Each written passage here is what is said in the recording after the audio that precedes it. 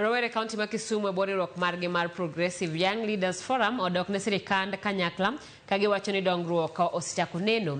Bende giwuok tung' mosuo gi gavana ma Siaya James Orengo ewi gima giwacho ni koso luor ne ogai mar ODM Raila Odinga kaachiel gi jatend piny William Ruto. Ma biro bang' gavana ma Siaya ne singo mar kwedo rach sirkal kata obedo ni duond bura mar ODM tiyo kanyakla gi piny owacho.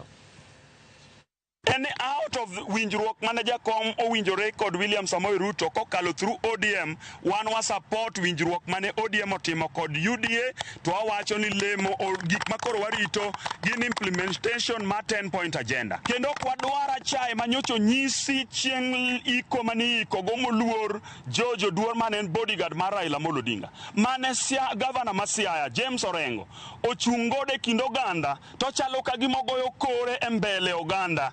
Kosiemo wang' ker to siemo wang' moluor Raila Odinga. Wadwa nyise ni ng'ama kok e piny luoka ma pod wuoyo kaka oganda ma wuoyo e piny Kenya on behalf of one waduto wate kaka supporters ne en Raila Odinga. Sani ma Nyasaye osekelwa e broad based government kotelnwa gi jakom Raila Odinga. Wate wabede iye to wawere gi siasa nikech sani ok en sa siasa.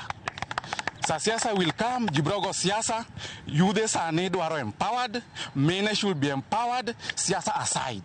Wagone erokamano broad-based government, kech waneno gik mosechako timo. Pok otieko kata mana ndalo matin nyicho neno kokaw kijana moro matin ma ya Kilifi kocha miluongo ni Fikiri Jacobs.